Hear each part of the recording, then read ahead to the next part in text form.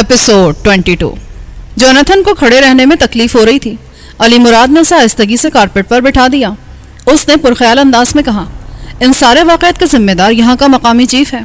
अगर कामरान से उसे ज़ाती दुश्मनी थी तो अपने तौर पर उसे कत्ल करता। उसने तंजीम का सहारा लेकर गलती की, फिर तैमूर को भी अपना दुश्मन बना लिया। इन्हीं की वजह से अब तक ग्लोरिया जिंदा है, वरना अब तक तो उसकी हड्डियाँ भी गल गई होती। फिर वो कुछ सोचकर मुझसे बोला, कामरान, मुझ पर एक एहसान करोगे? अगर हमारे लिए किसी भी तरह से नुकसानदेह ना हुआ तो ज़रूर करूँगा। मैंने कहा, तो फिर मुझे इतनी मोहलत दो कि मैं यहाँ के चीफ को ठिकाने लगा दूँ। उसके बाद चाहे तुम मुझे ज़िबा कर देना या मेरे टुकड़े कर देना। मकामी चीफ तो खुद ही किसी बिल में घुस गया है, हम खुद उसकी तलाश में हैं। तुम अगर उसके मौजूदा ठिकाने से वाकिफ़ हो तो हमें बता दो, ये काम हम खुद भी करने को बेचैन हैं।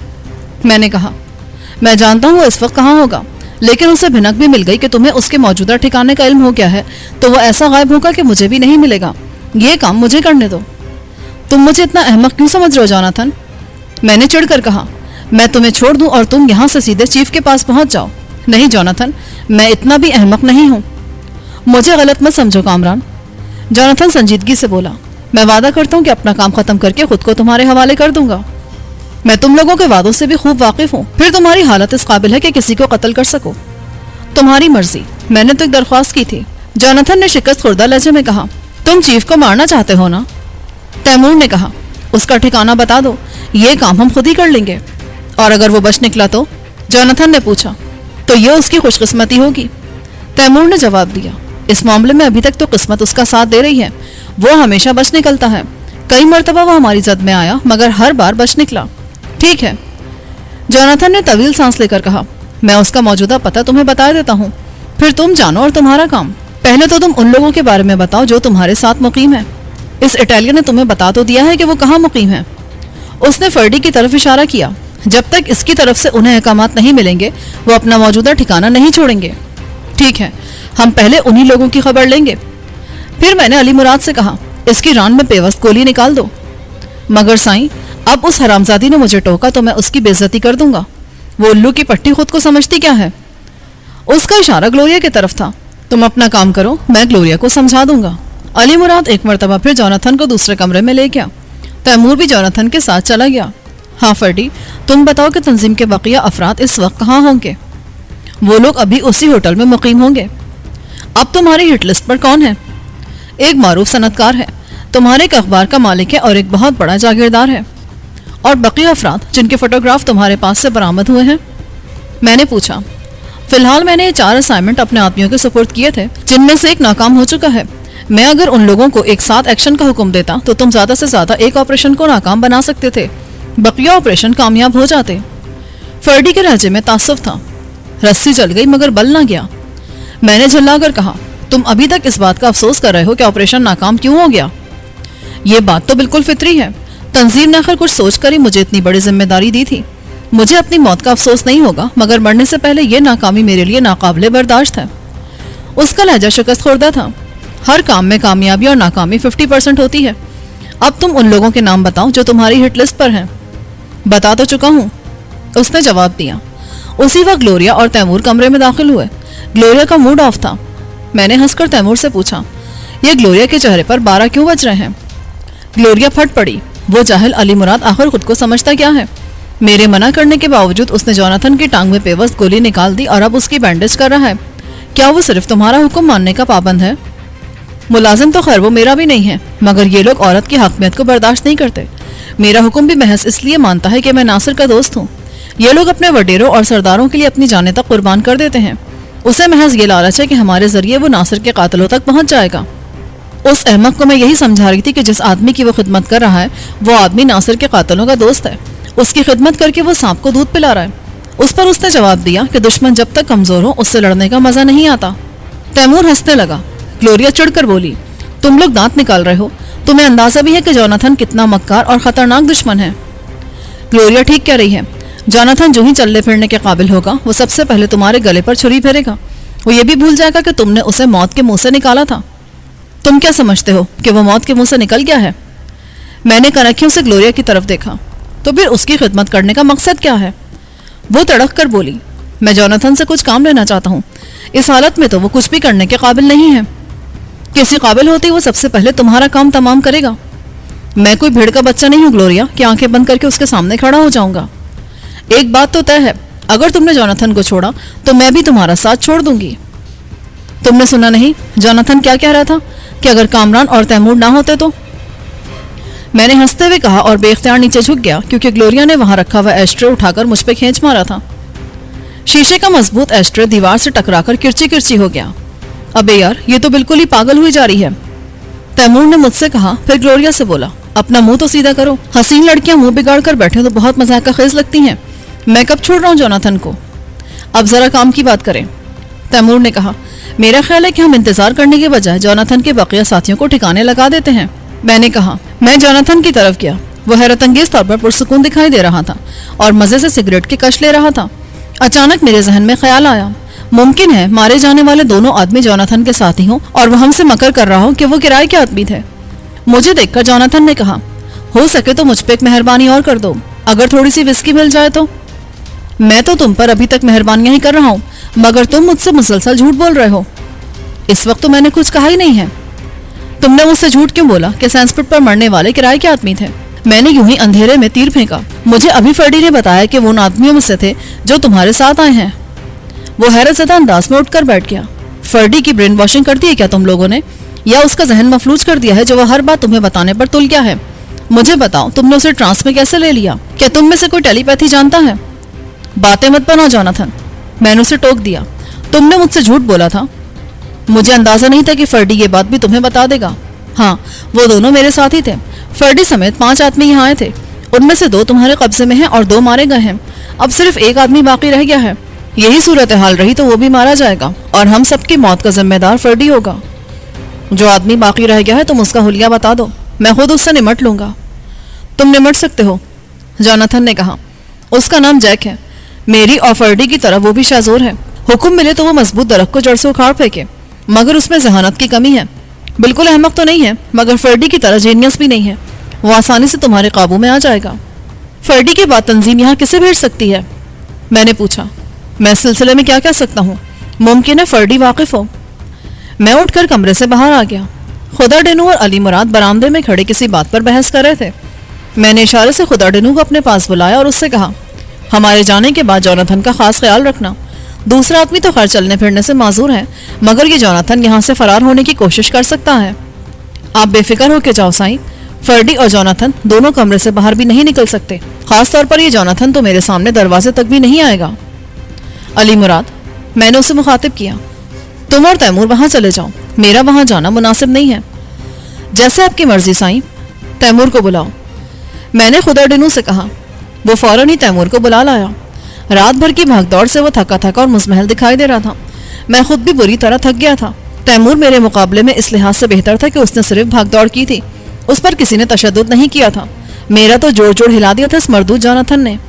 میں نے تیمور سے کہا جوناتھن نے ہم سے جھوٹ بولا تھا کہ سینسپٹ پر مرنے والے کرائے کے گنڈے تھے. وہ دونوں جوناتھن کے ساتھی تھے. اب ان کا صرف ایک آدمی جیک باقی رہ گیا ہے. وہ ابھی اسی ہوٹل میں مقیم ہوگا. تم اور علی مراد جا کر اسے لے آؤ.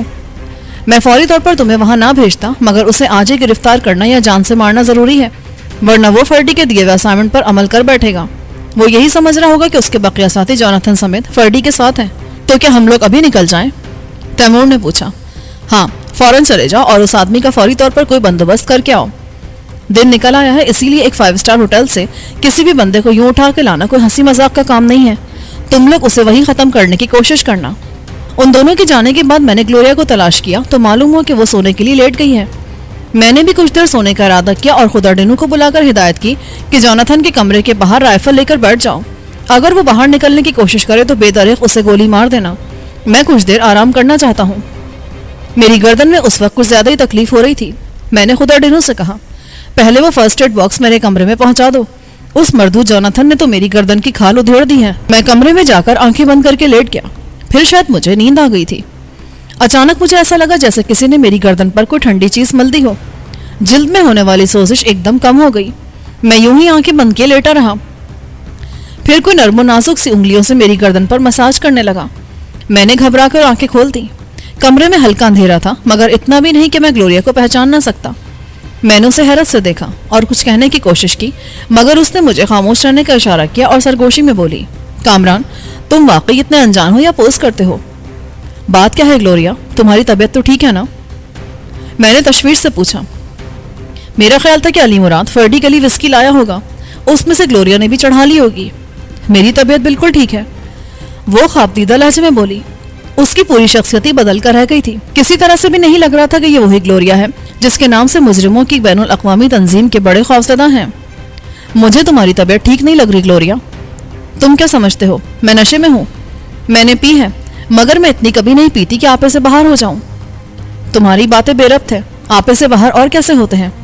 اچھا خاموش رہو، گردن پر دوا لگوا لو۔ اس جوناتھن نے تمہاری گردن پر سگریٹ مسلے اور تم اس کی تیمارداری کر رہے تھے، اس لیے کہ میں بھی اس کی گردن پر سگریٹ مسل سکوں۔ میں نے ہنس کر کہا، تم دوسرے مردوں سے بہت مختلف ہو کامران۔ وہ پھر پٹری سے اترنے لگی۔ مجھے اب تک جو بھی ملا اس نے مجھے عورت سمجھا، صرف عورت، مگر تم نے میری طرف آنکھ اٹھا کر بھی نہیں دیکھا۔ نہیں دیکھا؟ چلو اب دیکھ لیتا ہوں۔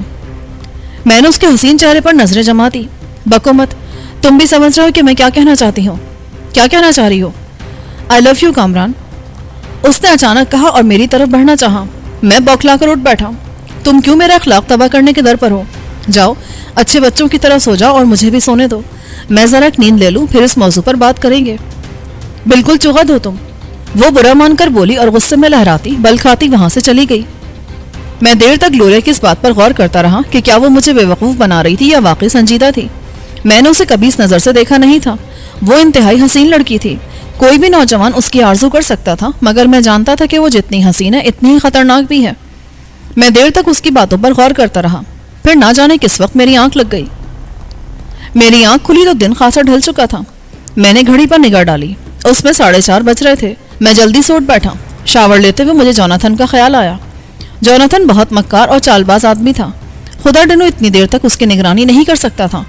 پھر مجھے علی مراد اور تیمور کا خیال آیا، وہ دونوں ایک اہم مشن پر گئے تھے، نہ جانے واپس آئے بھی تھے یا نہیں۔ میں جلدی جلدی باتھ روم سے نکلا اور تولیے سے بال خشک کرتا ہوا اس کمرے کی طرف بڑھا جہاں جوناتھن کو رکھا گیا تھا۔ کوریڈور میں نکلتے ہی مجھے گلوریا دکھائی دی۔ اس کی پیشانی اور ہونٹوں سے خون بہہ رہا تھا اور وہ بہت تھکی تھکی نڈھال سی دکھائی دے رہی تھی۔ کیا ہوا گلوریا؟ میں لپک کر اس کے پاس جا پہنچا۔ تمہیں بہت شوق ہے نا اپنے دشمنوں کی خدمت کرنے کا، اور کرو خدمت۔ اس وقت میں موجود نہ ہوتی یا تمہاری طرح گھوڑے بیچ کر سو رہی ہوتی تو ہم میں سے کوئی بھی زندہ نہ ہوتا۔ صاف صاف بات کرو، پہلیے کیوں بجھوا رہی ہو؟ صاف صاف بات یہ کہ تمہارے مہمان جوناتھن نے خدا ڈینو کو ہلاک کر دیا ہے۔ اگر میں ان وقت پر وہاں نہ پہنچ جاتی تو جوناتھن مجھے کیسے ہلاک کر دیا؟ میں اسے زندہ نہیں چھوڑوں گا۔ میں نے گلوریا کی بات کاٹی اور چیخ کر بولا، نہیں نہیں، تم تو اس کا علاج کراؤ، اس کی خدمت کرو، اس کے آرام و آسائش کا خیال رکھو تاکہ وہ صحت مند ہو کر سب سے پہلے تمہاری گردن کاٹ دے۔ میں پوچھ رہا ہوں کہ آخر اس نے خدا ڈینو کو ہلاک کیسے کیا؟ اس کا جواب تمہیں خدا ڈینو دے سکتا تھا یا پھر جوناتھن دے سکتا ہے۔ میں جب اس کے کمرے میں پہنچی تو خدا ڈینو کی گردن جوناتھن کے قبضے میں تھی اور وہ پوری قوت سے اس کا گلا دبا رہا تھا۔ میں اس وقت بالکل خالی ہاتھ تھی، اسی لیے اور کچھ تو سوچا نہیں۔ جوناتھن کے سرہانے وسکی کی خالی بوتل پڑی تھی، میں نے جھپٹ کر وہی اٹھا لی اور پوری قوت سے جوناتھن کے سر پہ دے ماری۔ چوٹ کھانے کے بعد اس نے خدا ڈینو کو ایک طرف پھینک دیا اور مجھ پر حملہ آور ہو گیا۔ اس کے نزدیک فرش پر گلاس بھی رکھا تھا، اس نے وہ مجھ پر کھینچ مارا، بچتے بچاتے بھی گلاس میری پیشانی پر اچٹتا ہوا لگا۔ پھر اس نے میرے منہ پر کک مارنے کی کوشش کی۔ قسمت ہی تھی کہ اس کی لات بھی اچٹتی ہوئی میرے اوپر پڑی، مگر اس سے میرا اوپری ہونٹ زخمی ہو گیا۔ میں نے قلع بازی کھائی اور بوتل سے دوبارہ اس کے سر پر وار کیا۔ دوسرا وار کاری تھا کہ اس سے نہ صرف بوتل ٹوٹ گئی بلکہ جوناتھن بھی بے ہوش ہو گیا۔ اور خدا ڈینو؟ میں نے پوچھا۔ میرا ذہن مفلوج ہو کر رہ گیا تھا۔ میں جوناتھن کے کمرے میں جا کر صورتحال کا جائزہ لینے کے بجائے گلوریا سے سوال جواب کر رہا تھا۔ وہ مر چکا ہے، تم خود جا کر دیکھ لو اسے۔ گلوریا نے کمرے کی طرف اشارہ کیا۔ میں نے جیب سے اپنا مشین پسٹل نکالا اور کمرے کی طرف بڑھا تو گلوریا نے میرے ساتھ ہی کمرے میں داخل ہونا چاہا۔ کمرے میں گھستے ہی میں بجلی کی سی تیزی سے بیٹھ گیا، ورنہ جوناتھن میرا کام بھی تمام کر دیتا۔ بس مجھے ایک سایہ سا جھپٹتا محسوس ہوا تھا اور میں غیر شعوری طور پر نیچے بیٹھ گیا تھا۔ جوناتھن نے مجھ پر ٹوٹی ہوئی اس بوتل سے حملہ کیا تھا جو شاید گلوریا نے اس کے سر پہ توڑی تھی۔ ٹوٹنے کے بعد وہ بوتل خوفناک ہتھیار میں تبدیل ہو گئی تھی۔ میری زندگی ہی تھی جو میں اس کے وار سے بچ گیا، ورنہ بوتل کا نوکیلا سرا میرے سینے میں پیوست ہو جاتا۔ جوناتھن اپنے ہی زور میں مجھ سے ٹکرا گیا۔ میرا سر اس کی زخمی ران سے ٹکرایا تو وہ اذیت ناک انداز میں کرہا کر رہ گیا۔ وہ سنبھل کر پھر پلٹا، مگر اب میں اسے کوئی موقع نہیں دینا چاہتا تھا۔ میں نے بیٹھے ہی بیٹھے اس کے پیٹ میں پوری قوت سے لات رسید کی. وہ الٹ کر گرا تو میں نے اسے لاتوں پر رکھ لیا. ذرا سی دیر میں وہ پھر بے ہوش ہو گیا. اس کے سامنے کے کئی دانت میری لاتوں سے ٹوٹ گئے تھے. چہرہ خون میں تربتر تھا. اس کے سر سے بھی خون بہ رہا تھا. میں نے ادھر ادھر نظریں دوڑائی. کمرے میں کوئی ایسی چیز نہیں تھی جس سے اسے باندھا جا سکتا. میں اسے اسی حال میں چھوڑ کر خدا ڈینو کی طرف بڑھا. اس کی زبان باہر نکل آئی تھی اور آنکھیں ابل پڑی تھیں. میں نے اس کی نبض دیکھی تو مجھے خوشگوار سی حیرت ہوئی. اس کی نبض بہت سست رفتاری سے چل رہی تھی. میں نے چیخ کر کہا, یہ زندہ ہے گلوریا, جلدی سے پانی لاؤ.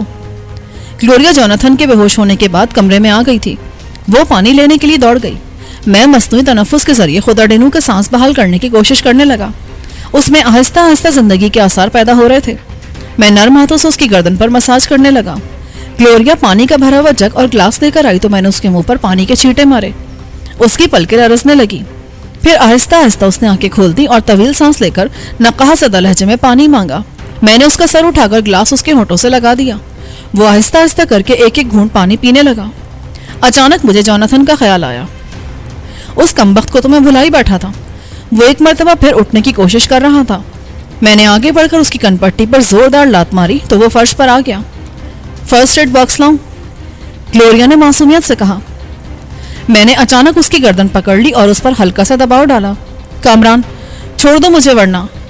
وہ گھٹی گھٹی آواز میں بولی. ورنہ کیا؟ میں نے ہنستے ہوئے اس کی گردن پر دباؤ مزید بڑھا دیا. اس کے گلے سے خرخراہٹ کی آوازیں آنے لگیں اور آنکھیں ابل پڑیں. جسم کا سارا خون سمٹ کر چہرے پر آ گیا. وہ بری طرح ہاتھ پاؤں مارنے لگی. میں نے ایک دم اس کی گردن چھوڑ دی. وہ لڑکھڑا کر دیوار سے ٹکرا گئی اور اپنی گردن مسلتے ہوئے حیرت سے مجھے دیکھنے لگی. اب لاؤ فرسٹ ایڈ باکس. میں نے ہنس کر کہا. یہ کیا حرکت تھی؟ وہ سنبھلی تو بے پھر کر بولی. میں یہ دیکھ رہا تھا کہ خدا ڈینو کس اذیت سے دو چار ہوا ہوگا. تم پاگل تو نہیں ہو گئے؟ واہ بھائی واہ, محبت کا دعویٰ بھی کرتی ہو اور حال یہ کہ میں نے ذرا سی گردن دبا دی تو آگ بگولا ہو رہی ہو. خوب ہے تمہاری محبت. غصے کے باوجود گلوریا بے اختیار ہنسنے لگی. میں نے اب غور کیا کہ ہنستے ہوئے اس کے گالوں میں بہت خوبصورت ڈمپل پڑتے ہیں. مجھے بھی ہنسی آ گئی. گلوریا بولی, تم واقعی پاگل ہو. محبت کو یوں آزماؤ گے؟ ہر آدمی کا اپنا طریقہ ہوتا ہے. اگر واقعی یہ بات ہے تو لو دبا دو میری گردن. اس نے عجیب سے لہجے میں کہا اور آنکھیں بند کر کے میرے سامنے کھڑی ہو گئی. اس کی اس حرکت پر میں بوکھلا سا گیا. بس رہنے دو. مجھے یقین آ گیا کہ تم نے جو کہا تھا سچ کہا تھا. تم کیا سمجھتے ہو کوئی اتنی آسانی سے میرا گلا دبا دے گا؟ تمہاری جگہ کوئی اور ہوتا تو اس وقت اپنے پیروں پر کھڑا رہنے کے قابل نہ ہوتا. مجھے اس وقت صرف یہی خیال تھا کہ تم کہیں میرے ہاتھوں سے زخمی نہ ہو جاؤ. اچھا اب جھیپ مٹانے کی ضرورت نہیں ہے. میں مانتا ہوں کہ کامران اگر تم سمجھ رہے ہو کہ میں جھیپ مٹا رہی ہوں تو پھر ایک دفعہ میرا گلا دبانے کی دوبارہ کوشش کرو. ابھی خود تمہیں اندازہ ہو جائے گا کہ میں اپنی جھیپ مٹا رہی ہوں یا سچ بول رہی ہوں. اچھا چلو چھوڑو اس بات کو. تم ذرا رسی لے کر آؤ. گلوریا خاموشی سے رسی لینے چلی گئی. جوناتھن ابھی تک بے ہوش پڑا تھا مگر ساس کے آمد و رفت سے اندازہ ہو رہا تھا کہ اس کی حالت زیادہ خراب نہیں ہے. وہ خبیث نہ جانے کس مٹی کا بنا ہوا تھا. اس دوران میں خدا ڈینو بھی اٹھ کر بیٹھ گیا تھا. گلوریا کے جانے کے بعد وہ مجھ سے بولا, آپ نے ٹھیک کیا سائیں, عورت اور گھوڑی کو جب تک چابک نہ پڑے وہ رام نہیں ہوتی. مجھے اس کی بات پر بے اختیار ہنسی آ گئی. میں جواب میں کچھ کہنے ہی والا تھا کہ گلوریا رسی لے کر آ گئی. وہ رہ کر اب بھی اپنی گردن مسل رہی تھی. میں نے رسی لے کر جوناتھن کو خوب اچھی طرح باندھ دیا. اب وہ کسی رعایت کا مستحق نہیں تھا. پھر میں نے خدا ڈینو سے کہا, تمہاری طبیعت اگر ٹھیک ہو تو مجھے کچھ کھانے کو دے دو. میں کل رات سے بھوکا ہوں. حاضر سائیں. خدا ڈینو پھرتی سے اٹھ کھڑا ہوا. پھر مجھے کچھ خیال آیا اور میں نے اس سے کہا, یہ تو بتاؤ کہ رائفل کے ہوتے ہوئے اس مردود نے تمہیں کیسے پکڑ لیا تھا؟ بس سائیں غلطی میری ہی تھی. پہلے تو یہ ادھر ادھر کی باتیں کرتا رہا. پھر باتیں کرتا رہا؟ میں نے حیرت سے پوچھا, کیا تم انگلش بول سکتے ہو؟ نہ سائیں, مجھے تو انگریزی کا ایک لفظ بھی نہیں آتا. یہ مجھ سے اردو میں باتیں کر رہا تھا. اس کی اردو بھی اتنی اچھی نہیں ہے مگر کام چلا لیتا ہے. مجھے یاد آیا کہ آئی جی صاحب کے بنگلے پر جب میں نے جوناتھن کو مخاطب کیا تھا تو اس نے ٹوٹی پھوٹی اردو میں جواب دیا تھا. میں نے خدا ڈینو سے پوچھا, یہ کیا کہہ رہا تھا؟ سائیں پہلے تو اس نے مجھ سے یہ پوچھا کہ مجھے تنخواہ کتنی ملتی ہے. جب میں نے اسے بتایا کہ صرف چوکیداری کے 500 روپے اور 2 وقت کا کھانا اور سال میں 3 جوڑے کپڑوں کے ملتے ہیں تو یہ افسوس کرنے لگا کہ یہاں کے وڈیرے انسان کو انسان نہیں سمجھتے. 500 روپے روزانہ تو ان کے کتے ہی کھا جاتے ہیں. اس سے دگنے پیسوں کا پیٹرول پھونک دیتے ہیں اور روزانہ 2-3 ہزار کی شراب پی جاتے ہیں. پہلے تو مجھے اس کی باتوں پر غصہ آیا مگر جب اس نے مجھ سے یہ کہا کہ میں تمہیں اپنے ساتھ امریکہ لے جاؤں گا, وہاں تم 500 روپے روز کے کماؤ گے, تو سائیں میں بھی لالچ میں آ گیا. پھر یہ ادھر ادھر کی باتیں کرتا رہا. باتیں کرتے کرتے بولا کہ مجھے ذرا اٹھا کے بٹھا دو. لیٹے لیٹے میری کمر میں شدید درد ہو گیا ہے. میں اس کی باتوں میں آ گیا اور رائفل ایک طرف رکھ کر اس کو سہارا دینے کو کہا. بس اس نے ایک دم میری گردن پکڑ لی. آئندہ ایسی غلطی کبھی مت کرنا. تم سے جو کچھ کہا جائے بس اس پر عمل کرو. آج تو تمہاری قسمت اچھی تھی کہ گلوریا یہاں آ گئی. بار بار ایسا نہیں ہوگا. جاؤ اب کچھ کھانے کو لے کر آؤ. وہ چلا گیا تو میں نے گلوریا سے کہا, تم جا کر اس کا ہاتھ بٹاؤ, ورنہ میں اتنا بھوکا ہوں کہ تمہیں کو کھا جاؤں گا. پھر مجھے فرڈی کا خیال آیا. ذرا اس مردود اٹیلین کی بھی خبر لے لینا گلوریا. تو تم اب کیا یہاں سے نہیں ہلو گے؟ اب جوناتھن کچھ نہیں کر سکتا. تم نے تو اسے ایسا باندھا ہے کہ یہ تو اپنی جگہ سے جنبش بھی نہیں کر سکتا. ارے ہاں, وہ تیمور اور علی مراد ابھی تک لوٹے نہیں کیا؟ بڑی جلدی خیال آ گیا ان لوگوں کا. اس کے بارے میں تو مجھے کچھ نہیں. میں سو کر اٹھی تو وہ دونوں موجود نہیں تھے. میں اپنی جگہ سے اٹھ کھڑا ہوا اور بولا, میں ذرا فرڈی کی خبر لے لوں, کہیں وہ بھی فرار کا کوئی منصوبہ نہ بنا رہا ہو.